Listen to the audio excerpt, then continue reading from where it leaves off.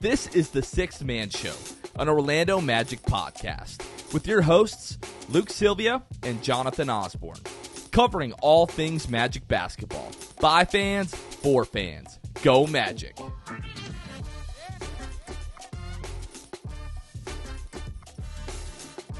What's going on, Orlando Magic fans? You guys are back with the Sixth Man Show. Today is November 24th, 2022. It is Thanksgiving. Happy Thanksgiving, Luke. What's going on? Happy Thanksgiving, brother. How's everything going? Everything's good. Personal life, things with the Magic could be better. People always know that.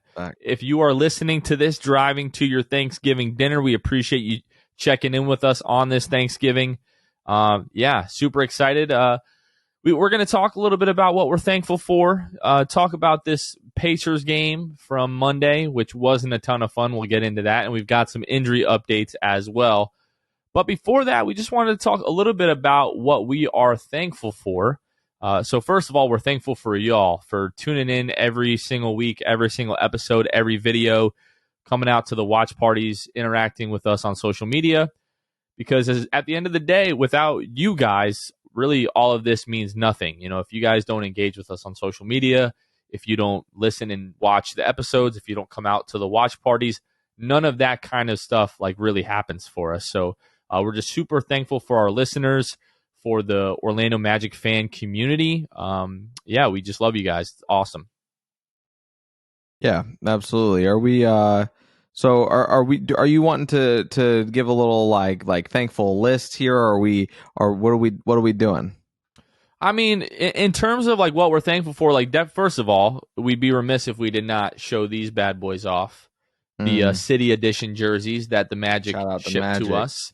Shout out to the Orlando Magic. Shout out to everybody that we work with over at the Orlando Magic, whether it's partnerships or the social media team or whoever. Like those relationships that we've built, over the last couple of years have kind of been the key for us to do a lot of the things that we've done, which have just been amazing. I mean, if we're talking about things that we're thankful for the Orlando Magic, thankful for Paolo Banchero. I know it's been a couple of weeks. We haven't had him, but he has just really completely changed my outlook on this team. Like, regardless of what the other like ancillary pieces look like, we feel pretty confident about a few of those guys. But the hardest thing in the NBA to do is to get a superstar, and we have one that is budding and growing and developing right in front of us. So if you've got that guy, like I feel like you can figure out everything else. The biggest challenge in terms of team building for the Magic for the last decade has been getting the guy. After you trade Dwight Howard, you're just kind of always searching for that next guy. And we finally have one, Paolo Banchero. And super happy and thankful that he's in Orlando Magic and then he's wearing the pinstripes, hopefully for a very, very, very, very long time. Yeah, I'm. I think that honestly, this might be a hot take. Some people might hear this and be like, "That doesn't make sense." I'm thankful for just medical doctors around the Orlando Magic. I know trainers, whatever, like those guys, we don't know the front office holding people back. If we didn't have at least just like good doctors, these guys might never, ever get back on the court. And so, there's going to be some people that are obviously saying to themselves while they're listening to this, we don't know if Jonathan Isaac's ever going to make it back on the court.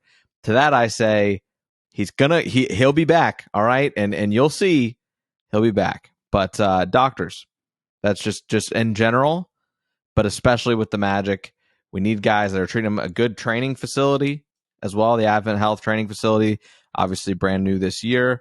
Thankful for that in terms of free agency pieces in the coming future. So we'll see. It's hard to be super optimistic about things you're thankful for with this team right now because you're not able to see them at full strength and see them for what they can be. But maybe we're getting back to that point here in the next maybe week or so. I don't know. I think if you just like take a step back and remove yourself from like the results, like the wins and losses, and you just look at the big picture of the team, I feel like it is easy to find things to be thankful for.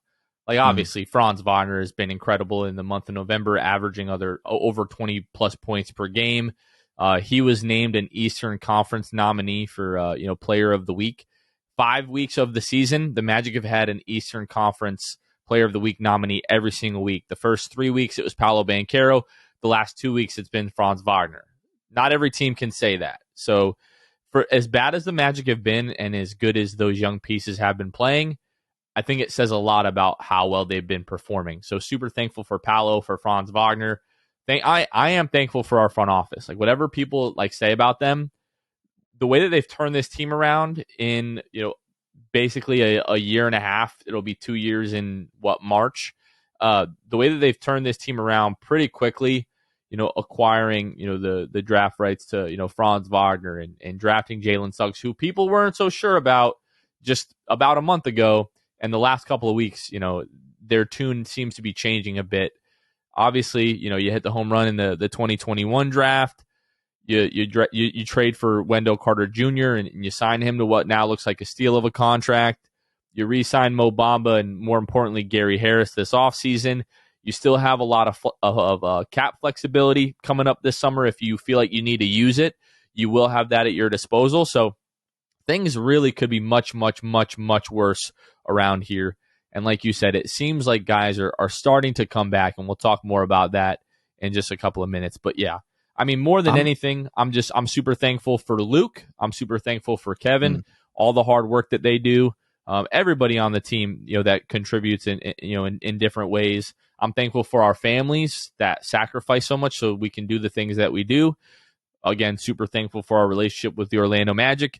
And then ultimately just like the fans, like they're not just like our listeners. They're not people that just like come out to our watch parties. Like they're our friends. Like they're our extended family. And none of this would be possible without them. And, people talk about how awesome it is. Like we get to do certain things and it is.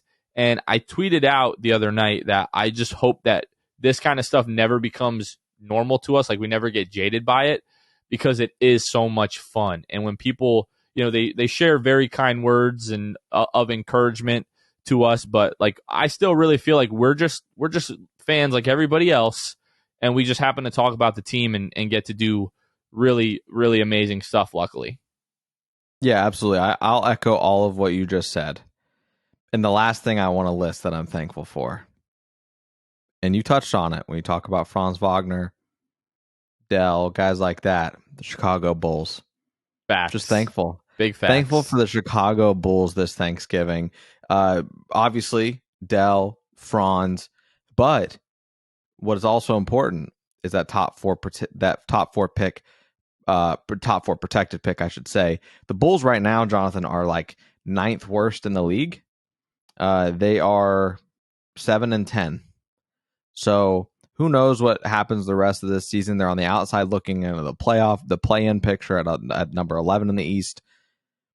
I'm pretty thankful for the Chicago Bulls. I really can't lie to you. Well, like you mentioned, like their team just in general is not very good. And then you start looking around, the NBA just in terms of like overall spending. Where are the Chicago Bulls? Let's see, just in terms of cap space. I guess that, they should have some cap space. Actually, no, they're not going to have any cap space this summer. Good grief. Yeah, they are like 29, almost $30 million in the hole. In terms of active cap, they're 13th in the league. I mean, you look at DeMar DeRozan, you look at Nikola Vucevic, who obviously we love. He's still making $25 million. Zach LaVine just signed to an extension.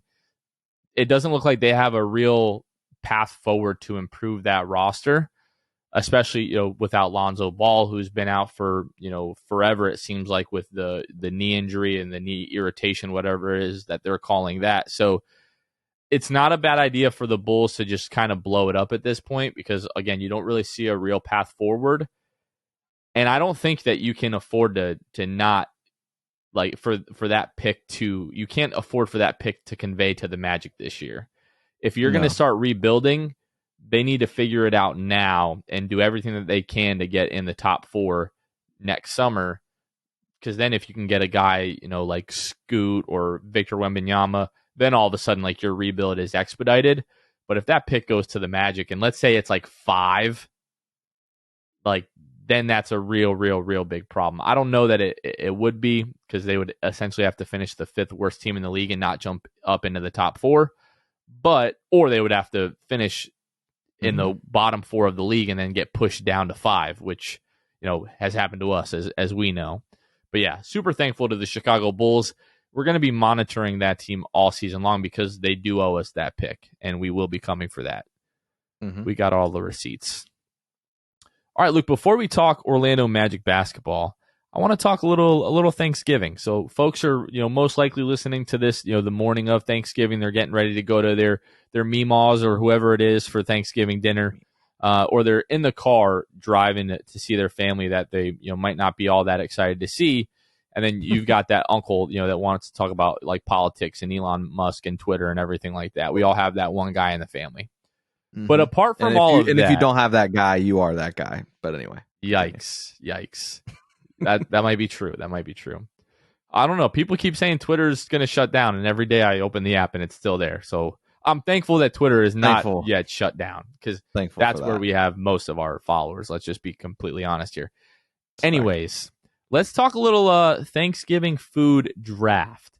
And there's a take going around that maybe we talk about at the end of this, depending on how this draft goes. But yeah, let's do a little Thanksgiving draft. So we're drafting Thanksgiving foods. I don't care if it's like considered an entree or a side dish or whatever, or a dessert, whatever you want it to be. We're going to do 5 each. And I'm going to let Luke go first. What is your first overall pick in the Thanksgiving draft? This is not even really that hard for me. Number 1 for me is stuffing. Ooh. Stuffing is my number 1 overall. So that is a good number 1 overall pick. I will certainly give that to you. Stuffing, like, obviously it's a Thanksgiving staple. I've never had stuffing like outside of Thanksgiving or like Thanksgiving leftovers. I've seen a lot of hate surrounding stuffing recently, and it's been really disappointing. Don't do that. Don't be part of that crowd. Let me ask you this really quickly. How do you all cook your stuffing? Because we always cook it inside the turkey. To be completely honest, I don't know. It's on the table. So you're one of those guys. You just show up, you grab your plate, and you go to work. Yeah. I mean, to be fair, tonight my wife is making. I don't want to say the food because I don't want to remind you of it if you haven't thought about it. Okay. But my wife is making that tonight. I foresee myself helping out in the kitchen doing that after we record, because we're going to my family's tomorrow afternoon, I should say. But yeah, I'll reveal that if when it comes up that's what we're making tonight. Right. But I don't know how the stuffing is honestly made. I just know I devour it. That's all I know. Number 1 overall draft pick, and this seems like it's a hot take all of a sudden. Number 1 for me is turkey. How can you have Thanksgiving dinner without turkey? It's good, man, but it's a staple. It's a staple. It is the whole point of Thanksgiving. It is the turkey. You could have gotten that so far in the draft for me. Oh, I know I could have. I could have. But this is the take that I want to die on, because people are like, turkey is properly rated. Anybody that's saying that turkey is like their favorite part of Thanksgiving, like it's the best tasting thing on the plate, it's not accurate. But like, you cannot have Thanksgiving without the turkey. That's like having Christmas without Jesus. It doesn't make sense. It's literally the whole point. Yeah. Okay. So number 2, moving on here. Oh, one last thing. Do you eat the skin off the turkey or no? Yeah. Then how is this a conversation? Like Thanksgiving is turkey. Turkey is Thanksgiving. If you've got the skin, turkey absolutely slaps. Are you a dark meat or a white meat kind of guy? I'm a dark meat kind of guy. I go white meat. I still respect that. But yeah, for me, it's turkey. Everything.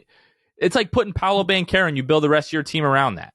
You got to have Paolo. Listen, Paolo's going number 1 like stuffing is going number 1. Number two, I got to have it, mashed potatoes.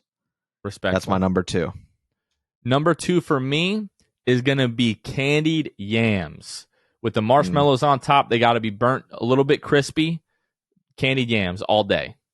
So that's classified technically as like sweet potato casserole type thing, right? Same family? To me, it's the same family, but to me it is different. Like sweet potato like casserole, I believe like you actually use sweet potatoes. Candied yams, we do it old school. I'm just getting the can of the candied yams, My mom mixes that with like brown sugar, I think, throws it in the oven for a little bit, and then at the end comes through with the mini marshmallows at the end.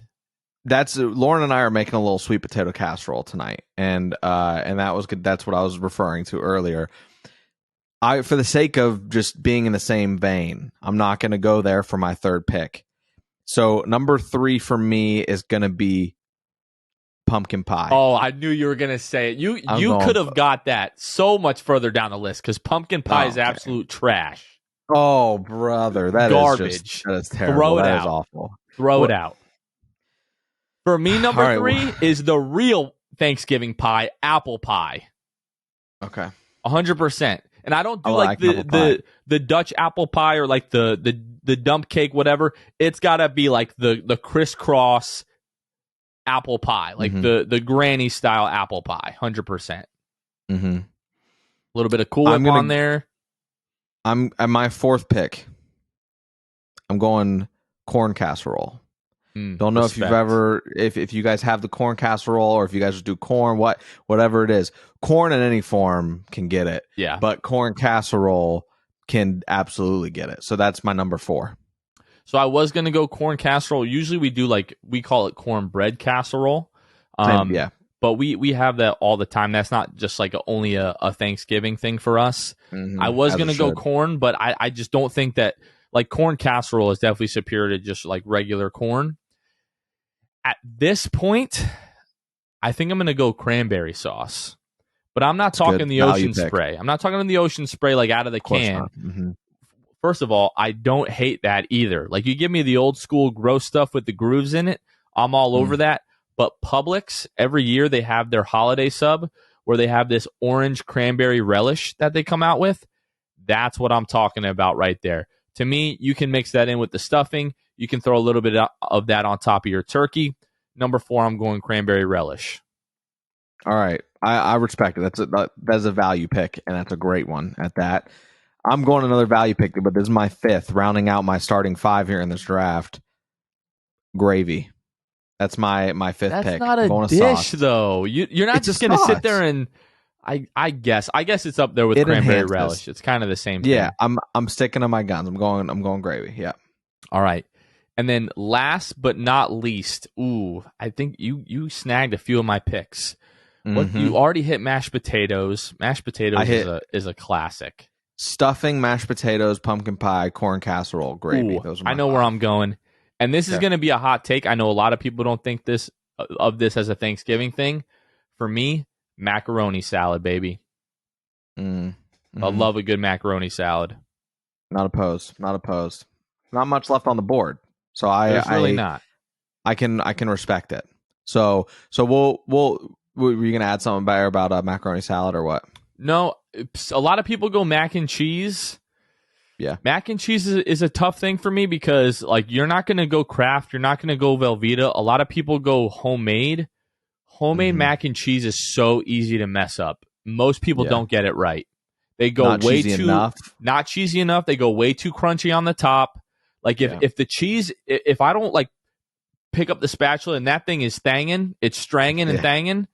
It's not the right mac and cheese. Usually it's like clumpy and dry and it's just not a good time. It's so easy to mess up homemade mac and cheese. Yeah. So let's wrap this up, Jonathan. I'm just going to recap for the folks at home. I've typed out each of our picks. Let us know if you're on YouTube in the comments who is the winner of this year's Thanksgiving draft.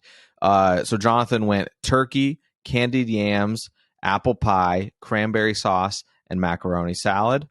I have gone stuffing, mashed potatoes, pumpkin pie, corn casserole, and gravy. So honestly, I think we both had a good showing. The only one I didn't care for is the turkey. You didn't care for pumpkin pie. Well, the pumpkin pie and then gravy. But I mean, I guess you can't not have gravy with whether it's with the turkey, whether it's with the mashed potatoes. Right. You got to have that. Yeah, absolutely. It was a late fifth round pick. So let us know in the comments who won this year's Thanksgiving draft. And last thing I'll say about turkey, because turkey's getting very, very disrespected lately. Most people, quite frankly, suck at making turkey. Like that's my take. It's not that it is a bad item. It's that people don't know how to cook it. I don't know how many Thanksgivings. Some people having dry turkey out there. Turkey, unseasoned, trash turkey. I've had plenty of them. What my wife does is she brines it in like ice cold salt water and like other seasonings. Like she throws all kind of stuff in this brine that she does. She brines it for like, I think like 12 hours, like overnight, or maybe even 24 hours. Like she keeps adding ice to it so that it stays, ice cold. It doesn't go bad or anything like that. But she's been doing that, bro. And it's fire. And the one thing that I haven't tried yet that I know is going to take it to the next level, everybody talks about the Cajun deep fried turkey. I've been wanting to do that the last few years. We haven't been in our own place the last couple of Thanksgivings. Next Thanksgiving, you better believe I'm going to have a deep fried turkey. I've never had that. Have you? No, I haven't. I've heard it's game changing. All right. Just stop hating on turkey. Just learn how to cook, y'all. Find somebody that makes good turkey. That's all I got to say about that. All right, Luke, let's jump into our state of the Magic. So this week so far, the Magic have only had one game on Monday against the Indiana Pacers. 0-1 this week, bringing them to a record of 5-13 on the season. They're 13th place in the East. They have the fourth worst record in the league. Currently, they have an offensive rating of 110.1, good for 21st in the league. They have a defensive rating of 114, which ranks 26th in the league. Their overall net rating is -4, which is good for 26th in the league. They are still 7th in free throw rate, which is a big development for the Magic and really staying in a lot of these games this season. Looking at the injury report, Cole Anthony, Markelle Fultz, Jonathan Isaac, Paolo Banchero, Mo Wagner all remain out. We did get some updates on Paolo Banchero, Markelle Fultz, and Mo Wagner today, as they all practice on Wednesday. I'm assuming they were full participants. The post-practice availability with Jamal Mosley, I don't believe he specified that. We haven't gotten an official updated injury report, so it's not like these guys have been moved from like out to questionable or probable game time decision or anything like that.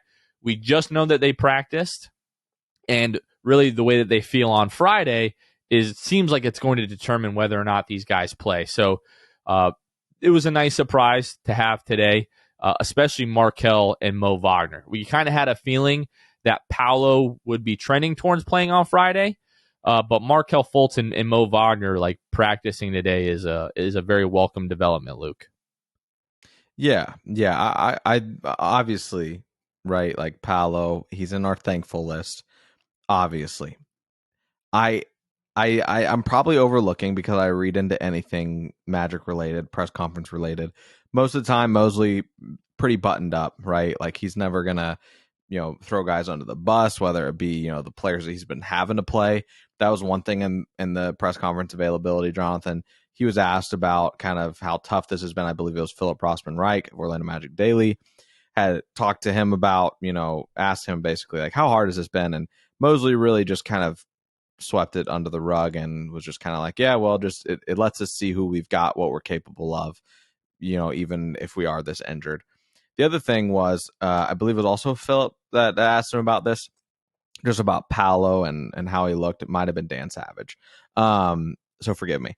But he essentially just said, Paolo looks like a guy who has not been really doing much of runs in the past little bit. Makes me think that, and he just kind of said, we're just going to continue pretty much just gauging him after his practices, see where he's at conditioning wise, that sort of thing. Been trying to keep him off the ankle leading up to this point, only doing conditioning stuff, weights, whatever. Makes me think that he's not back this Friday. I just hope Paolo's back within like a week from you guys listening to this. So like hopefully this time next week, Paolo is back on the floor. But it does make me a little nervous. But I mean, I wasn't really super hopeful he played on Friday. But with the news of Mo Wagner, Mo Wagner and Markelle practicing, like those sort of things, that got me optimistic. So we'll see what kind of transpires here in the next few days. Yeah, I mean, people talk about this team tanking and the front office holding folks out. I don't know if it's from like direction from the front office or if it's just a shared philosophy in each of the past two training staffs, but just being like overly conservative with bringing these guys back. Like if you're telling me Paolo's biggest issue right now is conditioning, play him 15 minutes on Friday. Like, it's not the case with Jonathan Isaac where he hasn't played in 2 years. Like, Paolo's been out like 2 weeks, something like that, a little bit over 2 weeks now. Like, his conditioning can't be that far gone. And my other question is, if conditioning is an issue, what do we have these guys doing while they're out? Like, yeah, it's a sprained ankle. You can still get on the bike. You can still get in the lap pool. Like, there's things that you can do that are like non-weight bearing to try to keep your cardio up. I know nothing is going to be like a substitute for live action basketball, and especially like in an actual game, but like how long it's seemingly taking these guys to ramp up in terms of conditioning just seems quite strange to me. Like where we talk about Markelle, where, you know, he hasn't played basically in 2 months now, and they're having to ramp up, you know, his cardio and all that kind of stuff. It's like it shouldn't be as big of an issue as it is, in my opinion. And I don't know where that's coming from. I feel like it's the training staff, again, just being overly conservative with these guys and making sure that they're like 110% before they come back, which if you look at Markelle Fultz, when he came back from the ACL last year, he didn't miss a step. Maybe that's what they're looking for these guys to look just as good as they did when the last time that they went out, instead of just like letting them come back and like kind of play through some of that rust and kind of play themselves back into shape. I feel like that's what we see from most other teams, is these guys come back when they're like all cleared, and then they kind of play themselves back into game shape. With the Magic, it's like, no, we want them to come back and play all of their minutes like right off of the bat, if it's a minor injury, that is. Like Jalen, right. Like I'm expecting Paolo when he comes back, Markelle, Mo Wagner when they come back, because again, these aren't major injuries those guys were coming off of. But yeah, I don't know. Maybe we see these guys Friday, maybe we don't, but we should be seeing them soon. Like any time longer than a week or so, I think is a little bit ridiculous. I am so ready for a guy like Mo Wagner to be back. Not a guy like Mo Wagner to be back. I'm ready for Mo Wagner to be back so that I don't have to sit through Wendell Carter being out for a game and see Admiral Schofield, his poor soul, trying to play the 5 spot. Like, Admiral's as big and burly as they come for his height, but I would much rather see Mo Wagner out there on the court. I think the Magic would rather see him out there on the court. So I think that's maybe something that's being overlooked amidst all these injuries to the kind of cornerstone players of the Magic right now. I am very much ready for Mo Wagner to be back on the roster. He's such a breath of fresh air. It'll be very nice. I hope he is back here in the next game or two. I know, you know, some of our guys on the team will talk some trash to the opponent from time to time. But Mo Wagner, it's like from the moment that he steps on the floor to the moment that he steps off, and even some in between, like he's running his mouth the entire time.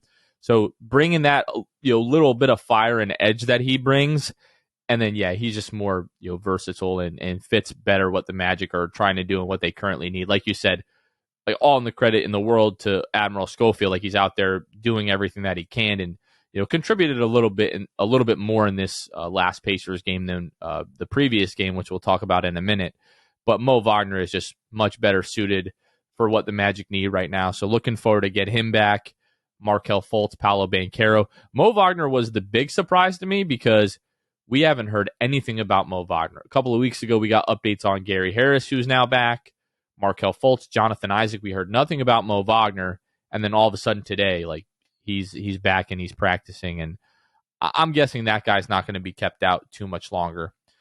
So hopefully, we keep talking about this, hopefully we get some bodies back soon, and it's seeming more and more like that is the case. Another group of folks that we want to talk about that we are thankful for this Thanksgiving are our patrons. So if you guys are unfamiliar with the show or you haven't heard of our Patreon before, you can find us at patreon.com/the6man-show. Starting at just $2 a month, you can help financially support the show. There are other tiers with additional benefits, like our Discord channel and monthly Zoom meetings with us. If you guys are interested in that, again, you can find us at patreon.com/the6man-show. And every episode, we shout out all of our Hall of Fame tier patrons, which I am going to take the honor of right now. Start off with Court Cousins, and then Armin, Carson Tulo, Jonathan Borges, Normal, Magic Player History, Julio, Bailey, Gabe Gaines, Wiffle, Michael Martin, Jamel Miller, Michael Salapong, Franz Goated for Show, Ryan Singh, The Distract, Mo Bamba Yo Mama, Yo Mama Mobamba changed his name. Okay. Pierre A. Migzors, Dylan Holden, Mr. Mikey, Lil Penny, Eduardo Sanchez, Drum, Danimal, Dutto 15, Bobby Skinner, Nate Donnelly, Goody 93, Teddy Sylvia, Eric Lopez, Fuchsia, Juan Geraldo, Bill Fulton, Edmund Ligon, Jose Esquilin, Destined for Greatness, Caleb Pete, Cannibalism, Time Mr. TV, Brandon Grace, Chad 3045, Joe Rothfuss, ESPN Really Sucks, Gear 95 Shred, Junior Barus, Half Rican, Fredo Nation. Thank you all so much. Very thankful to all of our patrons. All right, Luke, the moment we have all been waiting for. Where do you want to start with this Indiana Pacers game? Let me get this out of the way. There's a lot of ways. This was, I know we've talked about the worst loss of the season was like the Sacramento Kings game, or it was like the Charlotte game at home. Like, technically speaking, this was the worst loss of the season. It was the Magic's largest victory of defeat this year. The Magic legitimately got blown out by the Indiana Pacers. They lost 123 to 102, a 21-point loss. The game really was pretty close in the first half, first quarter especially. The Indiana Pacers close on a nice run to end the half. They go into halftime. I believe it was up 11. Pulling that up now just to double check that. It was 9. They were down 45 to 54. So down 9 and the halftime. And then the third quarter is really where the Indiana Pacers really blew the game wide open, where it became really apparent that the Magic are exhausted. They're tired. They don't have a lot of bodies. This was the third game of a little, kind of almost a week-long road trip. And then, or not even like, what was it, 4 or 5 days of a road trip for them. And the Magic were looking forward to this 3-day break that they had Tuesday, Wednesday, Thursday. They'll play Philadelphia on Friday. They had the Thanksgiving holiday coming up. I'm sure they're looking forward to being home with their families. This looked like a young team on the road that was getting their butts kicked in the second half of a game, and they were ready to get home, Luke. Yeah, but you know who didn't look like they were ready to go home in this game? Franz Wagner? Gary Harris played 23 minutes, 6 of 11 from the field, 3 of 6 from 3, 3 for 3 from the free throw line. Ended the game with 18 points and 3 boards, essentially. Had a little bit of foul trouble there, had 5 fouls, but just kind of, listen, as you know, any type of Gary Harris propaganda I can push, I'm going to do it.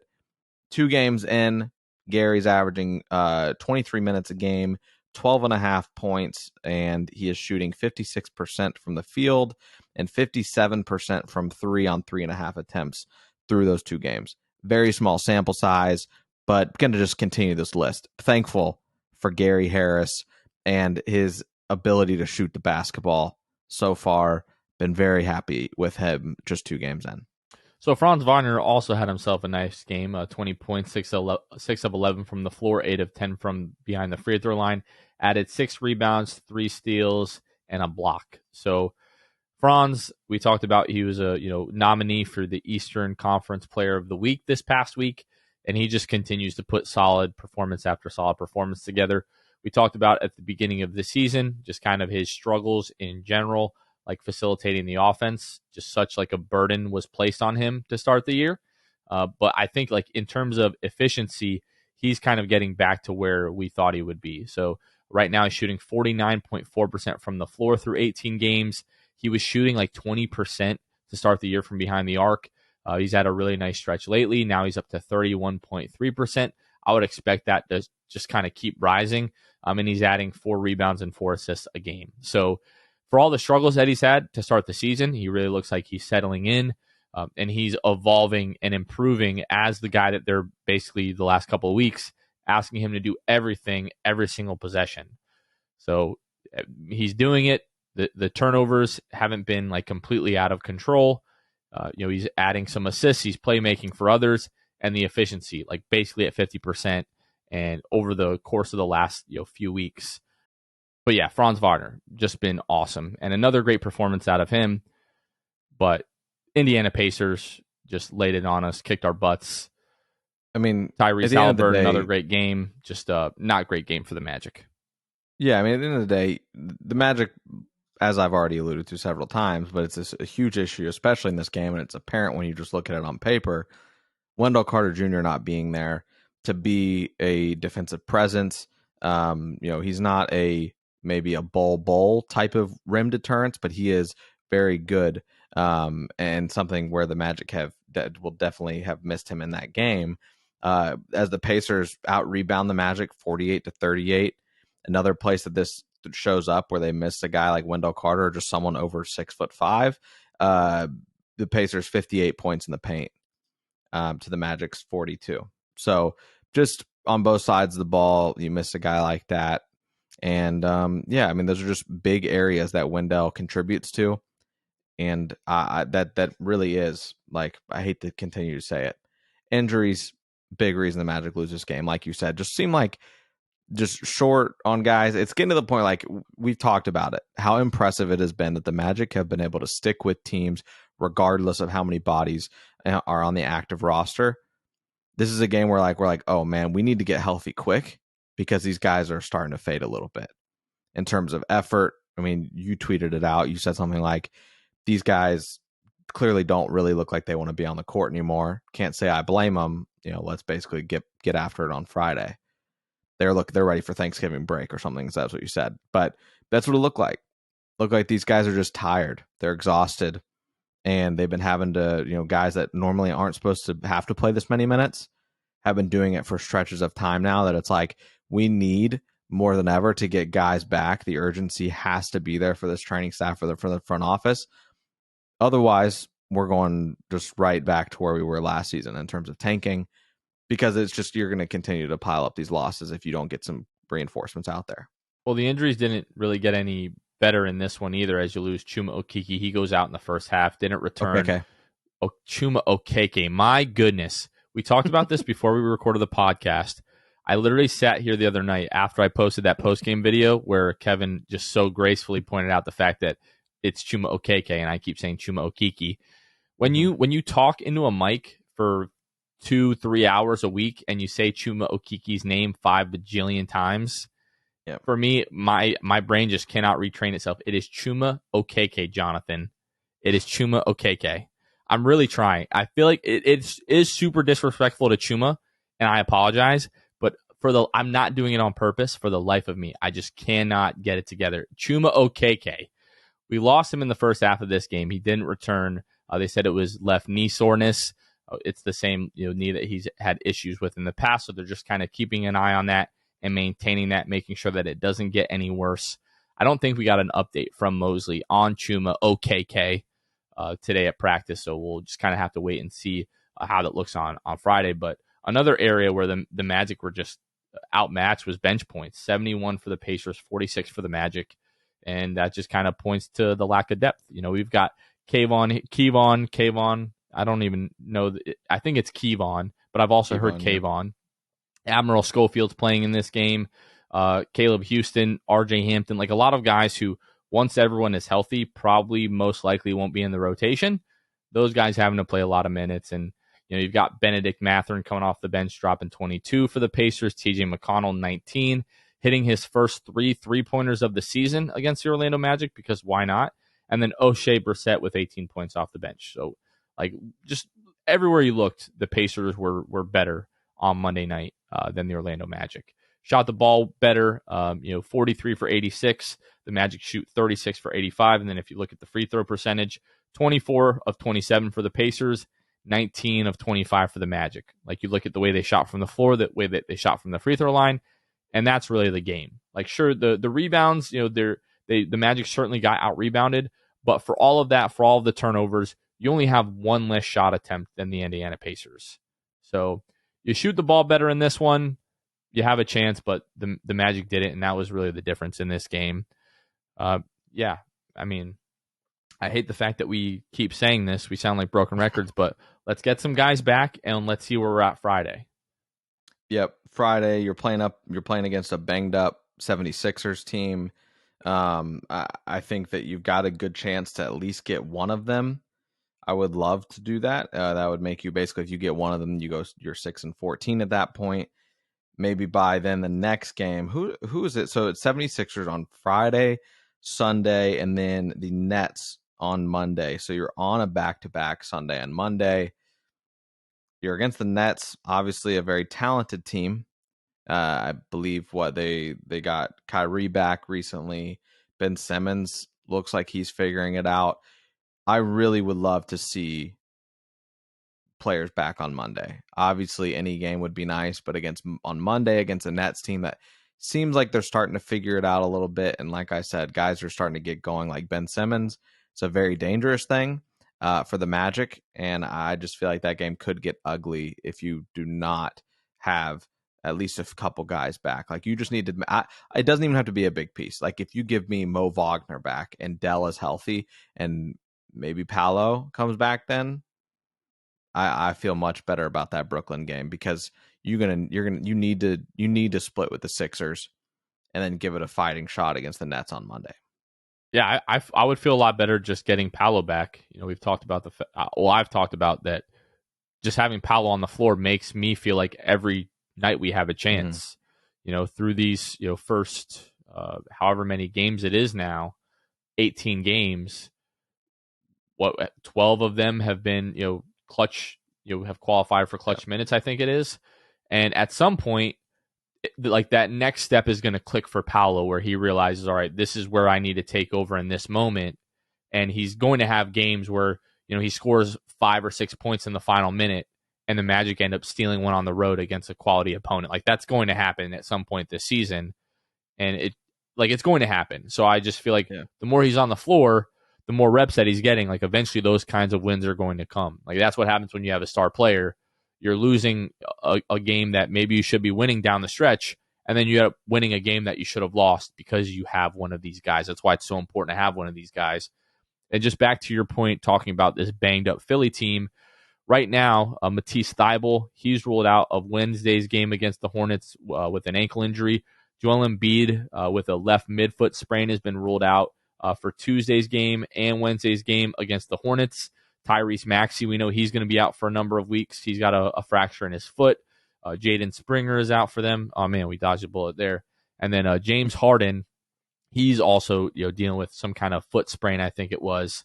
And he's still going to be out for a bit, it seems. So no Tyrese Maxey, no James Harden, potentially no Joel Embiid or Matisse Thybulle. They're playing the Magic twice on Friday and then again on Sunday. I could see them just trying to steal one of those games by sitting Joel Embiid. But I mean, even Tobias Harris was dealing with some stuff, last week. So we're getting into the point of the season where, guys aren't necessarily 100%. And yeah, especially if you can get one of those games without Joel Embiid, the Magic should definitely be able to steal one of these, even with Joel Embiid. Like you said, if we have Wendell, who we know plays really well against Joel Embiid, and you have Paolo Banchero back, if you can get Markelle Fultz back for one of these games, I feel even better about that. Or Mo Wagner, who knows? We're going to know a lot more, I think, on Friday when we get the injury report and we hear, like the pre-game availability with Jamal Mosley, just kind of like an update of where some of those guys are. But yeah, I'm right there with you. We should be able to steal one of those games. And in the case that we do steal one of those games, don't forget, every day after a Magic victory, you can get 50% off your online order at Papa John's with code MAGICWIN, as long as you are 150 miles from Orlando and you have to be more than 75 miles away from Miami. So again, 50% off Papa John's, your online order days after Magic victories with code MAGICWIN. So yeah, Luke, I think we split one of those games with the Philadelphia 76ers. I think at this point it has to happen. You can't go 0-3 on this week. Yeah, you would like not to. I wouldn't mind, side note, as we kind of wrap up here. And if you've hung on this long to this episode, appreciate you. I know it's Thanksgiving, we know that, or maybe you're prepping for Friday's game, just getting your mind right, your mentals. But the one thing I will say is that as far as like getting guys like Paolo back, I wouldn't mind if we just let the current team try to beat Philly on Friday and Sunday, and then you bring back those guys on Monday for the sole fact that they don't come back on Sunday and then have to hold out for Monday's game on a back-to-back just for the type of stuff. Paolo obviously probably wouldn't, but the other guys, I'm worried that they would hold them out for Monday's game. So I would like to see it maybe pan out the way, or maybe you're just bringing back everybody Friday. I don't know, but we'll see. To me, it's kind of weird. I know that Markelle Fultz has been out for 2 months or whatever, but like this isn't like a knee injury that they're coming back from. Like if Right. the cardio is good and they don't feel like overly sore, let them play the back-to-back. Like how long are we going to play that game? Markelle Fultz had a broken toe. We're not going to play him on a back-to-back for the next 2 months or whatever the case may be. Is like just let the kids frickin' play, man. If they feel like they can play, please just let them play. Like for my mental health, I really, really need that. So yeah. All right, Luke, I think that is going to do it for us. Again, we hope that you all have a happy Thanksgiving, safe travels wherever it is that you are headed today. And again, folks, it seems like help is on the way. Tell me if you've heard that before. But for Luke Sylvia, this has been Jonathan Osborne. You guys have been listening to The Sixth Man Show, and we will catch you guys next time. See ya. Thanks for listening to The Sixth Man Show. Be sure to subscribe on iTunes and Spotify to get new episodes downloaded directly to your phone. If you enjoyed the show, please take a minute to give us a 5-star rating and a review. It helps out the show a lot. Follow us on Twitter, Instagram, and Facebook at Sixth Man Show. We'll catch you guys next time. Go Magic!